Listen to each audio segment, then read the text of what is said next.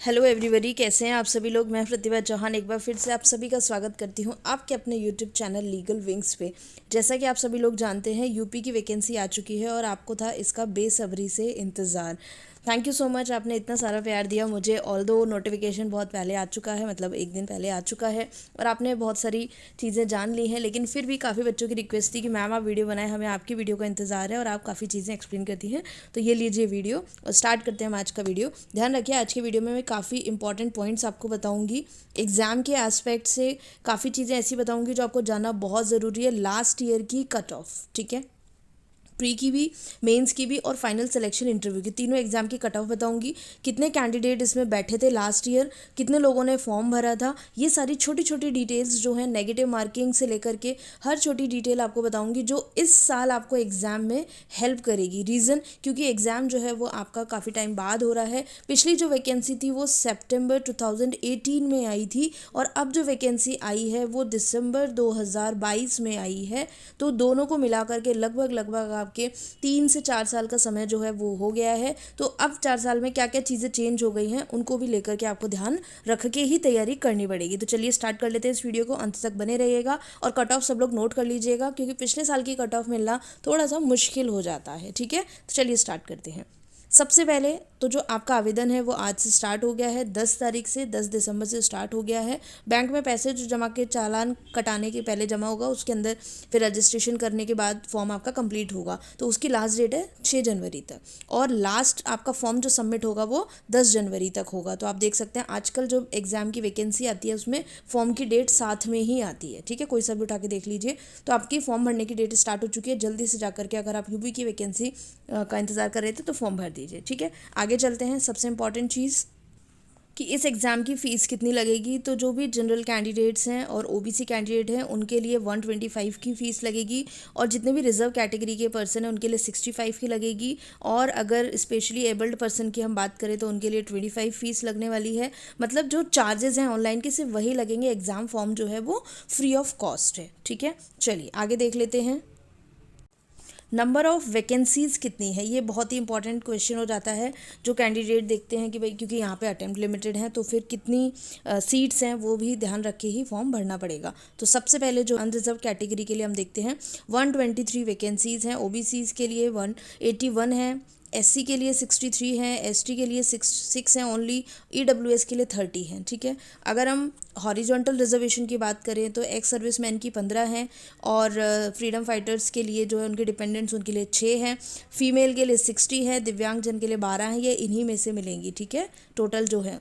उसके बाद बात कर लेते हैं कि क्या एज रिलैक्सेशन कई लोगों को मिलेगा जो इस ड्यूरेशन में जब वैकेंसी नहीं आई 19, 20 और 21 में, वो लोग अगर 35 क्रॉस कर गए तो अब उनका क्या। तो उन लोगों के लिए एज रिलैक्सेशन मिला है, जो कि बहुत अच्छी न्यूज़ है। सभी लोग देख लीजिए। और 19, 20 और 21 इनमें जो शामिल होने वाले लोग थे लेकिन वैकेंसी नहीं आने की वजह से उनकी जो एज लिमिट हो गई है, लेकिन उनके जो अटेम्प्ट्स हैं 4 वो अभी भी बाकी हैं, तो वो क्या कर सकते हैं, इस एग्ज़ाम में बैठ सकते हैं। एज अगर उनकी 35 हो गई है क्योंकि 3 साल वैकेंसी नहीं आई। ठीक है, उसके बाद एक बहुत ही महत्वपूर्ण पॉइंट, इंपॉर्टेंट पॉइंट ये होता है एलिजिबिलिटी के अंदर कि आपकी एलएलबी, क्या फाइनल ईयर के स्टूडेंट्स या जिनका रिजल्ट अभी नहीं आया, एग्ज़ाम दे चुके हैं, वो लोग कहाँ तक एलिजिबल है। तो उनके लिए पॉइंट नंबर 9 वेरी इंपॉर्टेंट है। ध्यान रखिए, 2 एलिजिबिलिटी बताई हुई है इन्होंने कि एक तो यूपी में जो विधि द्वारा स्थापित किसी विद्यालय से या राज्यपाल द्वारा किसी भी मान्यता प्राप्त भारत में अन्य विश्वविद्यालय से, है ना, कहीं का भी हो, चाहे यूपी का हो या भारत का कहीं का भी हो, उन्होंने विधि की जो डिग्री है, डिग्री भी नहीं है तो फाइनल ईयर की मार्कशीट एक प्रोविजनल डिग्री आती है। ठीक है, प्रोविजनल डिग्री है वो आपके पास हो चुकी हो, मतलब अगर आपके पास फाइनल ईयर की मार्कशीट भी है तो भी आप दे सकते हैं, लेकिन अगर आपके पास रिजल्ट अवेटेड है तो आप मार्कशीट, तो ये फॉर्म नहीं भर सकते हैं। ठीक है, दूसरा आपने क्या कर लिया हो, जो एडवोकेट एक्ट है उसके अंदर आपने क्या कर लिया हो, रजिस्ट्रेशन करवा लिया हो, सदस्यता में ले ली हो। ठीक है, तो इसीलिए मैं कहती थी कि जैसे एलएलबी हो जाए तुरंत कर लेना। एज का आप समझ ही गए हैं। ठीक है, चलिए, और इसके बाद हम सबसे इंपॉर्टेंट जो बात कर लेते हैं, पॉइंट जहाँ से क्वेश्चन उठा था, सिलेबस को लेकर के। ठीक है जी, आ जाइए। देखिए, आपके जो एग्ज़ाम है उसमें प्री, मेंस, इंटरव्यू, ये 3 तो होगा ही होगा। प्री के अंदर 2 पेपर होंगे, एक होगा आपका जीके और दूसरा होगा आपका लॉ। जीके का जो पेपर होगा वो आपका 150 मार्क्स का होगा, एक क्वेश्चन 1 नंबर का होगा। दूसरा जो लॉ का होगा वो 300 नंबर का होगा, लेकिन उसमें क्वेश्चन 150 होंगे, एक क्वेश्चन 2 नंबर का होगा, ठीक है। नेगेटिव मार्किंग है 1/3, मतलब कि एक क्वेश्चन गलत करने पे 0.33 नंबर कट जाएंगे, 3 क्वेश्चन गलत करने पर एक क्वेश्चन का जो नंबर होता है वो कटेगा। लॉ की बात करेंगे तो 3 गलत होने पे आपके 2 नंबर, और जीके की बात करेंगे तो 3 क्वेश्चन गलत होने पे 1 नंबर कटेंगे। नेगेटिव मार्किंग कई बच्चों को नहीं आती है सही से, ठीक है। दूसरा क्या है, दूसरा बड़ा चेंजेस क्या है इस प्री के अंदर, अच्छा दोनों पेपर आपके 2-2 घंटे के होंगे, ठीक है, 2 आवर्स का। पहले एक शिफ्ट में हो जाएगा, फिर थोड़ा ब्रेक मिलके आपको शाम को लॉ का पेपर होगा, ठीक है। थोड़ा चेंजेस ये हुआ है कि जीके में पहले प्योरली जीके के सब्जेक्ट्स आते थे, बट अब थोड़े से लॉ के सब्जेक्ट्स भी वहाँ पर इंक्लूड कर दिए गए हैं। पहले जो चर्चाएं हुई थी उनमें मेंस का तो क्लियर था कि मेंस में होगा, लेकिन नोटिफिकेशन आने के बाद ये चीज़ और क्लियर हो गई है कि प्री में भी आपके लॉ के सब्जेक्ट्स आएंगे। तो एक बार मैं आपको ब्रीफ कर देती हूँ कि कौन से लॉ के सब्जेक्ट्स जो हैं वो आपके जीके के पेपर में आने वाले हैं। आइए देखिए सभी लोग इधर। तो जीके का जो सिलेबस है वो इस तरह से रहने वाला है। भारत का इतिहास और यहाँ की संस्कृति, आर्ट एंड कल्चर जो होता है ये एक सब्जेक्ट रहेगा, ज्योग्राफी ये रहेगा दूसरा सब्जेक्ट, पॉलिटी ये तीसरा सब्जेक्ट रहेगा, करंट अफेयर्स ये चौथा सब्जेक्ट रहेगा। ये जीके के सब्जेक्ट्स रहेंगे। इसके अलावा ये जिसे हम कहते हैं इकोनॉमिक्स, ये जीके का सब्जेक्ट रहेगा, और इंटरनेशनल इंस्टीट्यूशंस जो होते हैं और साइंस को लेकर के जितने भी ये संचार और अंतरिक्ष को लेकर के जितने भी क्वेश्चन, ये पहले भी आता था, ठीक है, ये पहले भी थे 6। तो ये 6 जो है आपके जीके के प्योरली रहने वाले हैं टॉपिक्स। उसके बाद में आपके लॉ के कुछ सब्जेक्ट्स जो ऐड किए गए हैं वो इस तरह से हैं, देखिए सभी लोग। पहला जो आपका रहेगा दिव्यांगजन को लेकर के जो नया एक्ट आया हुआ था वो आपके सिलेबस में जोड़ा गया है। दूसरा ये माता पिता के भरण पोषण को लेकर के जो सब्जेक्ट है ये रहेगा। तीसरा दहेज वाला, चौथा घरेलू हिंसा, पांचवा कार्यस्थल पर लैंगिक उत्पीड़न से जो प्रोटेक्शन एक्ट बनाया गया है वो, फिर गर्भधारण को लेकर के 6, फिर 7 रहेगा यहाँ पर, और इस स्त्री अशिष्ट रूपण जो है इंडिसेंट रिप्रेजेंटेशन ऑफ वुमेन जो आरजेएस में भी आता है आपका वो यहाँ रहेगा 8, लैंगिक अपराधों पॉक्सो यहाँ 9, और इनसे रिलेटेड इन्होंने एक्सप्रेस नहीं किया गया है, ये बोल दिया है कि महिला और बालकों बालिकाओं से संबंधित और जो भी अपराध हैं ये ओपन कर दिया है इन्होंने। यहाँ पर सब्जेक्ट का नाम नहीं है, मतलब आईपीसी से रिलेटेड भी आ सकता है, जैसे 354 ए बी सी है ना, इस तरह से कुछ भी पूछ सकते हैं, कॉन्स्टिट्यूशन के प्रोविजंस भी आ सकते हैं। ये वाली जो पॉइंट है ये इन्होंने ओपन छोड़ दिया है कि लॉ और बच्चों से, महिला और बच्चों से रिलेटेड जो भी प्रोविजंस होंगे वो हम पूछ सकते हैं, जैसे इंडस्ट्री वाला पूछ सकते हैं, राइट, ठीक है। तो 8 मान लेते हैं ये, और 6 जीके वाले टोटल। अब आपका ये लॉ का पेपर, जीके का पेपर, लॉ प्लस जीके दोनों इंक्लूड करके नया सिलेबस बन गया है, राइट। चलिए, वैसे कोई इतनी ज़्यादा प्रॉब्लम है नहीं, आप सब लॉ के स्टूडेंट हैं, आराम से पढ़ सकते हैं। फिर भी आपको लगता है तो हमारा एक बैच ऑलरेडी कंप्लीट हो चुका है, और अगर आपको फिर भी हेल्प की चाहिए तो नोट्स हैं, नोट्स ले लीजिए, क्लासेस हैं तो क्लासेस ले लीजिए, ठीक है। और कोचिंग से क्या होता है कि आपका टाइम बच जाएगा, जैसे मैंने ये वाला पॉइंट को आपको क्लियर किया, 2 एग्जाम्पल दिए आईपीसी के एंड लेबर इंडस्ट्री वाले, है ना। तो इस तरह से चीज़ें और ज़्यादा क्लियर हो जाती हैं। एक टीचर के ऊपर बर्डन आ जाता है कि उसे अपने बच्चों के लिए स्टडी मटीरियल को प्रिपेयर करना है, आपको कुछ सोचना नहीं है, कुछ खोज नहीं करनी है, 4 जगह भटकना नहीं है, आपका टाइम सेव हो जाता है कोचिंग से, ठीक है। और आजकल तो इतने सारे ऑप्शन हैं, आप कहीं भी जा सकते हैं, ले सकते हैं। चलिए आगे देखते हैं सभी लोग। ये तो आपका प्री का हो गया, ठीक है। अगर लॉ के बारे में बात करें तो लॉ का सेम है, इन्होंने चेंज नहीं किया है, अनचेंज है इनका। सबसे पहले ये विधि शास्त्र, that means jurisprudence, international law की ये करंट अफेयर्स आएंगे, और ये टीपी की बात कर रहा है, ये आईपीसी की बात करता है, और ये सीआरपीसी की बाट करता है, ये इंटरनेशनल लॉ की बात करता है, ये कॉन्स्टिट्यूशन है, ये आपका एविडेंस एक्ट है, ये सीपीसी है, और ये आपका कॉन्ट्रैक्ट एक्ट है। तो टोटल आपके कितने हो गए, ये 10 लॉ के सब्जेक्ट्स हो गए, ठीक है जी। चलिए, इसमें ज्यूरिस्प्रूडेंस और इंटरनेशनल भी है, अगर किसी को वो उसमें भी नोट्स ले रहे हो तो वो भी अपने पास अवेलेबल है, बहुत ही मिनिमम कॉस्ट में आप लोग ले सकते हैं, ठीक है, विद एमसीक्यूज। चलिए आगे देखिए, जीके के। अब हम मेंस की बात करते हैं। तो मेंस के लिए जो पहले था उसमें जीके का पेपर हुआ करता था, दैन इंग्लिश लैंग्वेज का, दैन सब्सटैंटिव, प्रोसीजरल, और आपका फिर होता था लोकल लॉज, ठीक है। तो आपके ये 200 के हिसाब से 5 हो जाते थे 1000, ठीक है, और 100 नंबर की इंटरव्यू होती थी। सेम अभी भी है, नंबर का डिस्ट्रीब्यूशन चेंज नहीं हुआ है, बट अंदर थोड़ा चेंज हो गया है। पहला पेपर जीके का रहेगा 200 नंबर का, सेम जो प्री में सिलेबस है वही एज इट इज़ आपका मेंस में भी इंक्लूड कर दिया गया है, ठीक है। फिर आने वाला है आपका लैंग्वेज का। तो पहले 200 नंबर की इंडिपेंडेंट इंग्लिश आती थी, बट अब 100 नंबर की इंग्लिश होगी और 100 नंबर की हिंदी होगी। सेम वही होगा, ऐसे राइटिंग, समरी एंड ट्रांसलेशन, ठीक है। उसके बाद सब्सटैंटिव लॉ 200 मार्क्स का, पेपर नंबर 4। पेपर नंबर 5 रहेगा आपका procedural law 200 marks, and paper number next रहेगा 6 जो कि आपका रहेगा लॉ का ही, पीनल एंड रेवेन्यू लॉज, ठीक है, जिसे हम लोकल लॉ कह देते हैं। इसके अंदर थोड़ा सा चेंजेस हुए हैं। 2 रेंट कंट्रोल हैं, वो आपको दोनों के दोनों ही नए और पुराने दोनों पढ़ने हैं, ठीक है, ये ध्यान रखिएगा ये, ठीक है। बेदखली अधिनियम दोनों आपको पढ़ने हैं, क्लियर है जी। चलिए, और एक लैंड रेवेन्यू, इसकी खबरें बहुत पहले आ गई थी, आपको लैंड रेवेन्यू पढ़ना है, ठीक। चलो, ये 3 चीज़ें आपके लॉ के उसमें चेंज हुई हैं, लॉ वाले। और फिर उसके बाद में आपका इंटरव्यू होगा जो 100 नंबर का होता है, मेंस के बाद में होगा, उसके लिए भी आप सब लोग जानते हैं ठीक है, तैयारी करते रहें। All the very best. आगे देखें सभी लोग।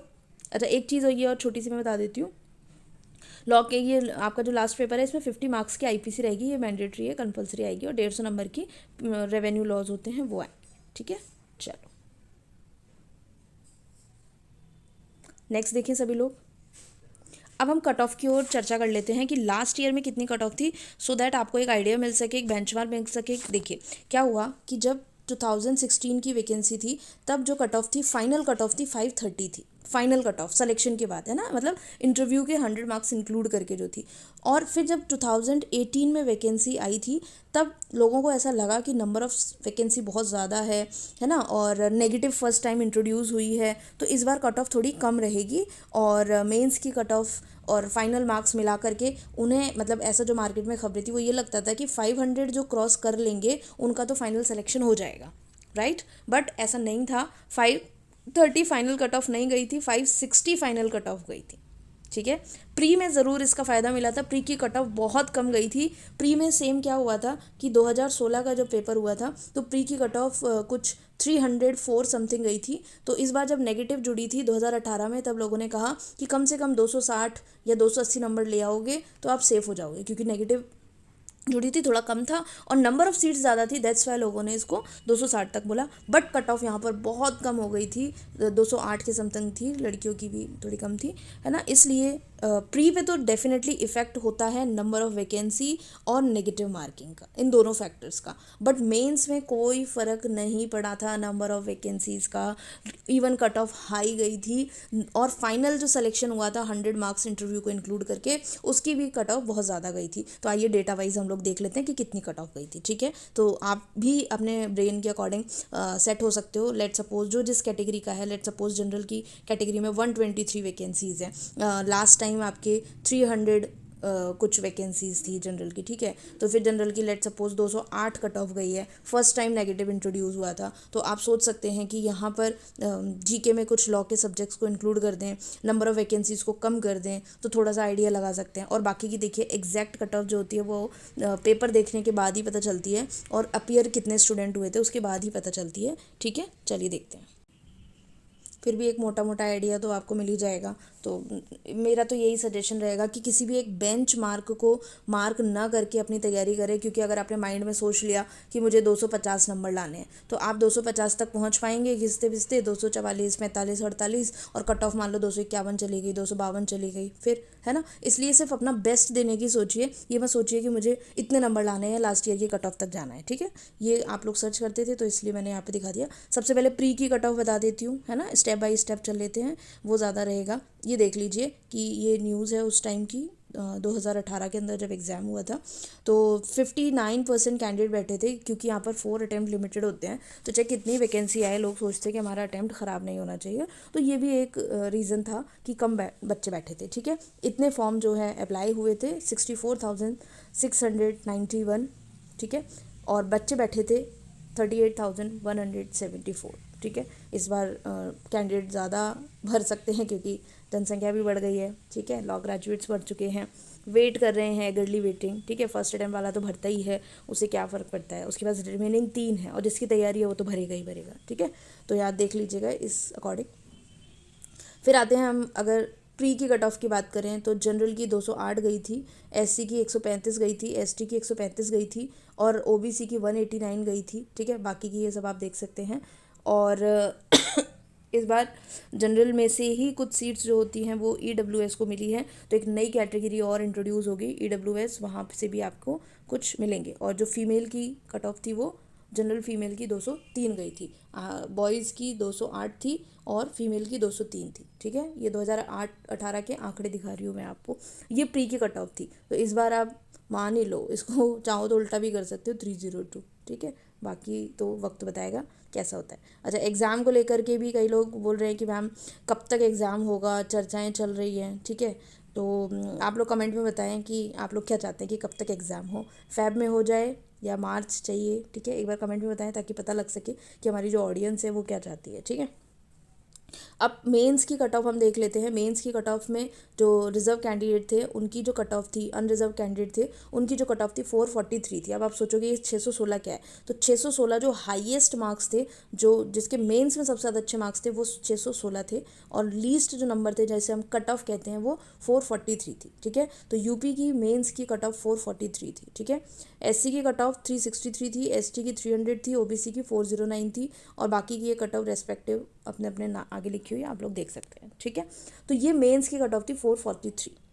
ठीक है, आगे देखें, अब हम फाइनल सिलेक्शन की कट ऑफ देख लेते हैं। ये फाइनल सिलेक्शन जो कट ऑफ सेम वही चीज़ है, 560 तो कट ऑफ थी, लास्ट जो नंबर थे, और ये 678 क्या है, ये जो टॉपर जो थे उस साल के 2018 वाली वैकेंसी के टॉपर के मार्क्स है, ये 678, ये फर्स्ट रैंक बच्चे के 678 मार्क्स थे, और ये लास्ट में जो सिलेक्शन हुआ था 560 उसके थे, तो कट ऑफ ये होती है। ठीक है, 560 कट ऑफ थी जनरल की, एससी की 475 थी, एसटी की 352 थी, ओबीसी की 503 थी। ठीक है, तो ये आपको मैंने प्री मेंस इंटरव्यू तीनों की कट ऑफ बता दी है। फिर से मैं अगर लिख दूं तो महिलाओं की, चलो वैसे ही लिख देते हैं, 208 जनरल की प्री की कट ऑफ थी, मेंस की 443 कट ऑफ थी, और फाइनल जो सिलेक्शन था इंटरव्यू की 560 कट ऑफ थी। तो मैं जो बात कर रही थी 530 और 560 की, वो ये था। ठीक है, तो आप लोग देख सकते हैं। और बाकी ऑल द वेरी बेस्ट। आपको और भी कुछ सजेशंस देने हैं या कुछ डिमांड है तो आप नीचे कमेंट बॉक्स में कमेंट कर सकते हैं। मुझे जब भी टाइम मिलेगा मैं आपको रिप्लाई भी कर दूंगी, और जो भी मेरे पास इन्फॉर्मेशन होगी मैं आपको प्रोवाइड करा दूंगी। ठीक है, thank you so much, thank you everybody, God bless you.